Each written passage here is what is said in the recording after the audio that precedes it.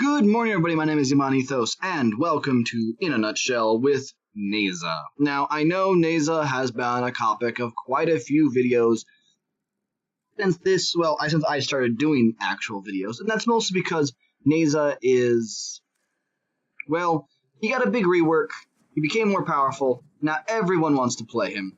Granted, he was pretty strong to begin with, so I'm not super surprised, but still. So to start out, we're going to talk about Nezha's basic stats here. So we're going to jump back over this way, and we're going to actually look at his basic stats, excluding mods. All the weapons are not modded, just to keep things on the level.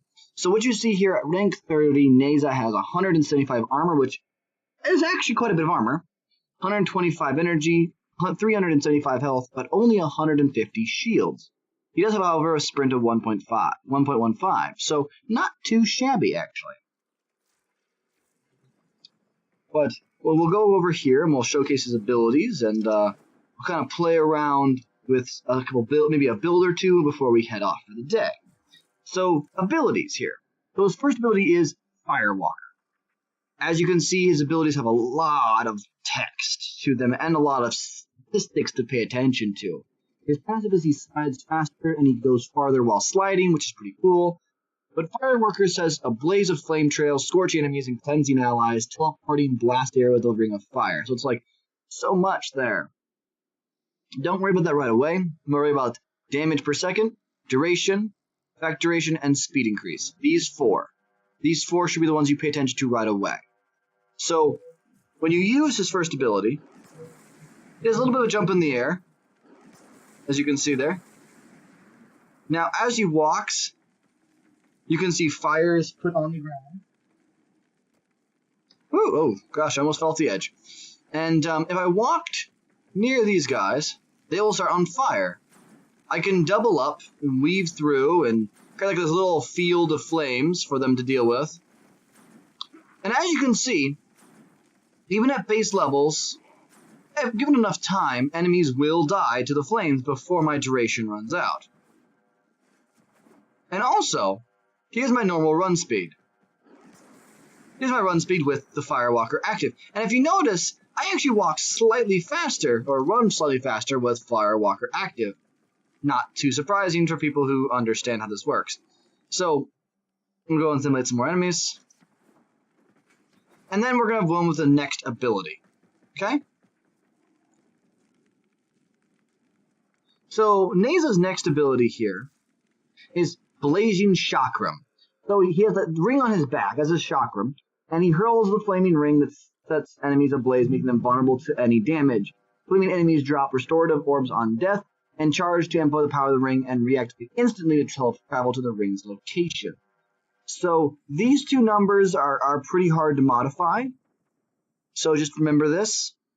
I don't think they actually can be modified. The boosted damage can be modified, of course, so can damage and damage vulnerability. All that is affected by power strength. And the duration is, well, based on duration. So what we have here is we have a fast cast.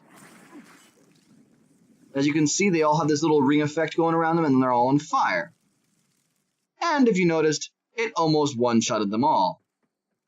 So we'll go ahead and finish them off here. There it is. And it travels out and comes back, so you can actually position yourself to use it a bit like a boomerang. So we'll go ahead and simulate some more, and we'll use the empowered version of this skill. So you press and hold it rather than simply. And as you can see, it instantly kills these enemies.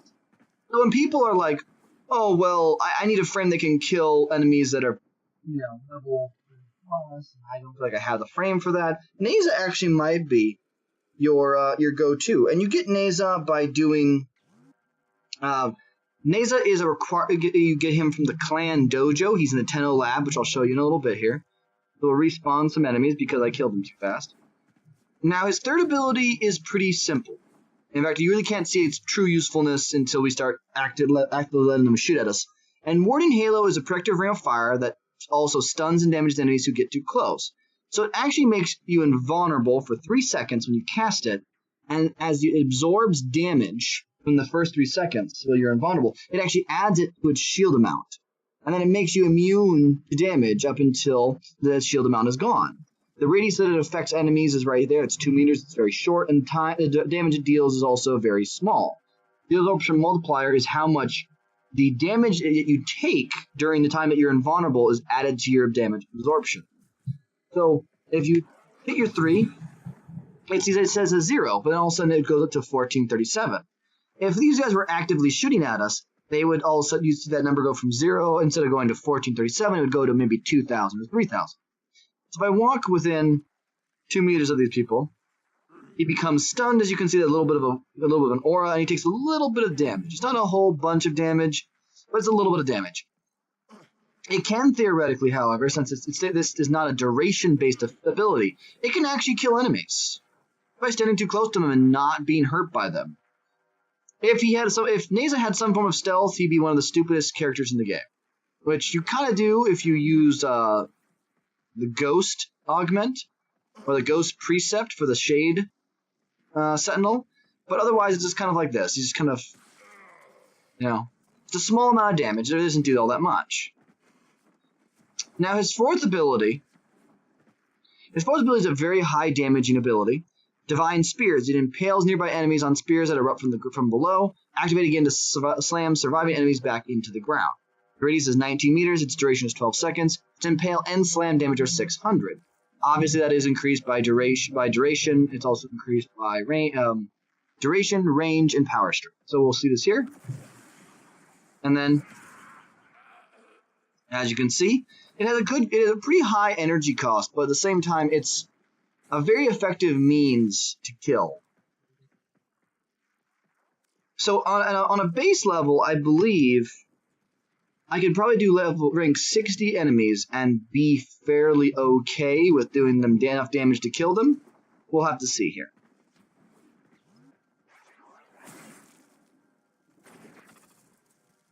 So they're now on fire. Remember, these are rank 60. These are level 60 enemies. You will not probably find them very often. It looks like two shots would be enough. And remember that the chakram actually does increase the damage they take. So once again, up to level 60 enemies can be killed by the chakram and the divine spears, if I'm correct. So let's go ahead and simulate them and do the divine spears and see what happens here.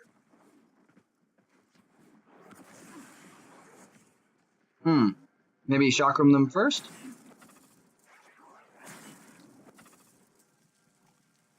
Oh, don't have enough energy for it. Oh well. Okay, so Nezha is a little bit of a power-hungry character, and as you can see, it's kind of an interesting set of skills. One of the things I wanted to show, however, was if you activate Firewalker, and then you use your chakram, you can teleport, and you'll leave behind. You'll create a fire blast. Now, of course, the range that the chakram goes is dependent on a couple different things. Oh boy. But as you can see, the fire blast actually is far more effective. Oh gosh. Oh, they're dead. I have to see if I can actually hit them with it. It's a little bit of a tricky thing to get used to using the chakram for movement. It is kind of one of his secondary movement mechanics that make him a little bit strong. There it goes. So it's actually quite a bit of damage. And if you think about how he just can run between enemies and burn, and they're going to be flailing and on fire all the time, it's a fairly effective way to disrupt and deal with enemies in large groups. So that's Nezha in a nutshell. He has a few augments, which I will get to in a second here, as well as his upgrades. So Nezha's augments are Pyroclastic Flow, and he has a couple other ones which I don't have currently because they aren't as useful to me on, this one. So, Pyroclastic Flow, if you read the ability, or the augment here, it says it accumulates 150% of the damage Firewalker deals and unleashes it in a trail that lasts 10 seconds. This is a little bit of a tricky one to use sometimes. People don't use it anymore because it's a little bit more fickle, and I'll explain that in a bit here. But otherwise, this is Nezha's basic setup. He's not been formatted, he's not been polarized or anything. So most people would run, it's a dash polarity, so you can run corrosive projection, you can run shield disruption, loot detector, energy siphon, which is what I would run on him. He has a single matter eye, so you can run intensify, and you probably want to throw on continuity too, just because you have that extra duration. In his Vizarin, I always recommend people running extra health on targets. With him, you can actually do still fiber and actually come out pretty good with his health and shields. And so you might want to throw also on health, just so you have a little bit of extra buffer between you and damage. Again, most of my mods are fully ranked up, and I understand that it's going to be very different for people who are playing new to this game. But this is going to be showing you a slight economy build. Even though some people may not have Energy Siphon or the other auras I have, it's important to remember that by the time that you get Nezha, you should have had the ability at least once or twice to get one of these aura mods that are dash polarity, whether it be corrosive projection, loot detector, or shield disruption, or in this case energy siphon, or even enemy radar. Beyond that, you have your dash polarity. So in your dash polarity, you can either run equilibrium if you're having issues with health and energy. You can run flow, which is what I recommend to most people for the extra energy amount. Natural talent is a good idea if you can get it. Most people don't have it, so we won't worry about that. So streamline otherwise, and once again, we go into the basics that I always tell people to do, which is stretch for the extra range. You can either choose between augur message and augur reach, depending on if you have either one of those. If you have to make a choice between the two, always go with augur message for the increased duration. So this is your economy build in a nutshell. Very basic bonuses to kind of everything. If you look at your abilities, you'll see that all of them have had changes. There are a few things that cannot. Like speed increase does not increase, health and energy orb drop chances do not increase, and even the time invulnerable does not change. But the absorption amount does, the base amount, and the absorption multiplier, the radius, the damage, all of this is changing. Even the damage vulnerability goes up. It is viable as a tactic to build him purely for power strength and watch that damage vulnerability go out the charts. But basically what this does is it gives enemies an extra 30% damage that they take from everything. So we'll go ahead and go show this off now. Again against rank 60 enemies. Oops. Should probably gain some more energy here. Oop. Guzzle those blue balls. Alright. So now we have Firewalker.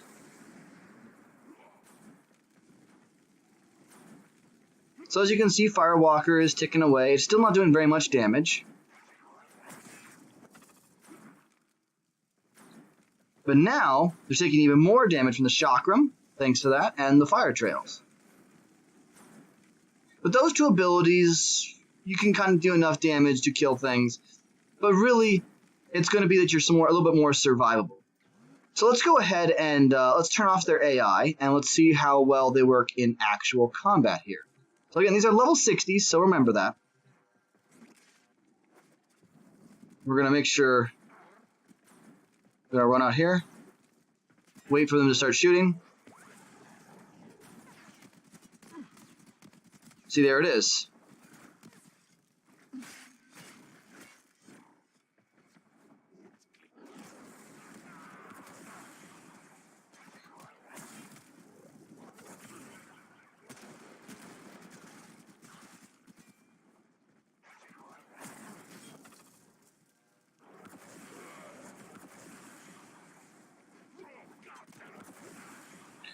Whoop. There it goes.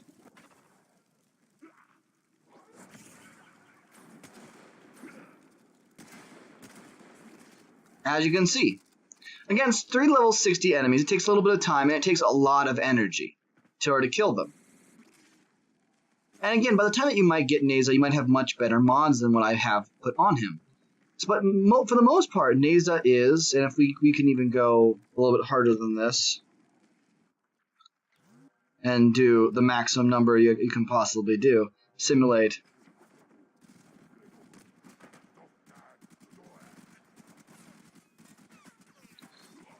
And if you look, it's actually even a little bit easier in some respects to do the numerous enemies here, stunning them,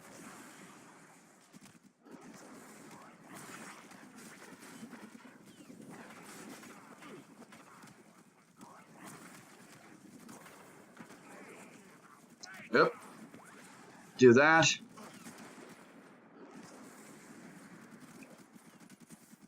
And like, I probably will not be able to kill all these enemies with the gear that I have currently, and well,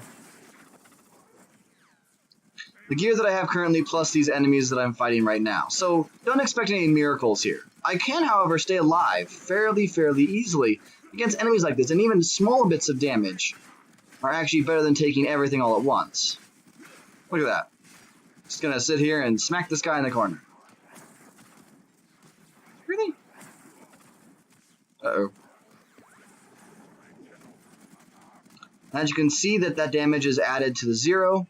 And also now I have 90% damage reduction and a shield that absorbs.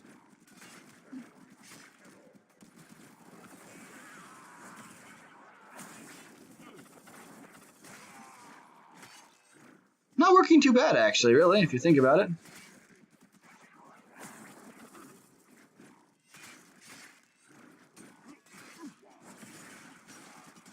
It just does take a little bit of time. So it would take a little bit of time, but I actually could kill all these level 60s and not have to really worry about death. Now again, the reason I'm able to do this is because I am a fairly skilled player at the game. I kind of understand how Nezha works, and I'm definitely not a first-time player. And I'm not saying you all will fail playing Nezha because you don't have fast reaction times. Not at all. It's just it's going to take some time to get used to Nezha, as it does take game. But Nezha is a fun trickster prankster frame, and because of that, it makes it kind of things a little bit different. Now, I will show his augment really quick here. I'll take that off. Go ahead and throw on his Pyroclastic Flow. So, Pyroclastic Flow does this, and it's kind of hard to tell when it's going to work.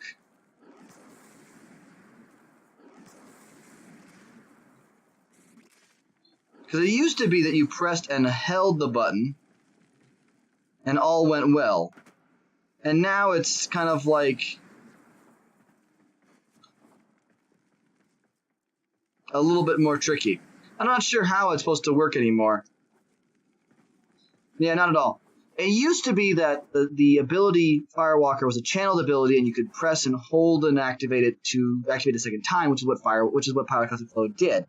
I will have to double check to see if there's a different way of activating it now that there's been so many changes to the game. But as I mentioned before, there is some augments for him, and I'll show those right now. And then after I show the augments, I will go ahead and showcase the where you acquire him, because it's kind of important. So I'm trying to remember where Nezha is. Ah, it is here. So Reaping Chakram. For each enemy hit, increases the damage by 2 times and the chance for enemies to drop health orbs on death by an additional multiplier. This means you drop a ton of health orbs when you use Reaping Chakram. It is so much fun in some ways, and it also increases the damage, so it means it gets stronger and stronger and stronger. But the Chakram can only stand out so long, so you only have a limitation of how much powerful it can become. You have Safeguard, which now you can cast Warding Halo on allies, which means that your allies will get the 90% damage reduction and a shield to some degree, which is great. And those, I believe, those are his only 2. Well, he has Pyroclastic Flow. So he has these 3, and these 3 only when it comes to his augmentations or abilities, which is fine. It's kind of sad he doesn't have any, Divine Spear augments, but that's fine.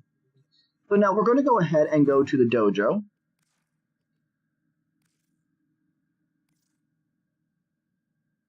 And in the dojo, I will go ahead and show you guys where exactly you pick up Nezha himself. Now, like many other Warframes, you pick up the blueprints for the Warframe from the market, which I will showcase afterwards. Otherwise, I'm in the middle of ice again. Otherwise, you just go ahead and you go to the laboratories here for me.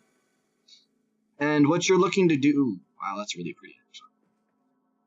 Anyways, what you do is you go to the Tenno Lab. So this is what the Tenno Lab looks like. This is where you get Nezha, as far as I remember, at least. And you'll go down to finding his chassis, systems, and neuropics, and his main blueprint. All of these would cost, 35,000, 15, 15, 15. You get them, and it will show you the things you need to have. It's actually fairly easy to build him, for the most part. All of his parts are just requiring the basics, besides his chassis, which I think requires argon, so does his helmet. So besides those two things requiring argon, it's actually pretty easy to build Nezha. And then beyond that, you can pick up his augments if you think the augment's up to your standard. If you like what they can do, you can play him numerous different ways. You can play him as a support. You can play him as a damage dealer. You can play him as a tank. Actually, it's really up to you how you feel like you want to run him. So I hope you've all enjoyed watching this video. I've actually a little bit of fun making the Nezha video. Until next time, I hope you guys have a great rest of your week, and thank you so much for watching. Goodbye, everybody.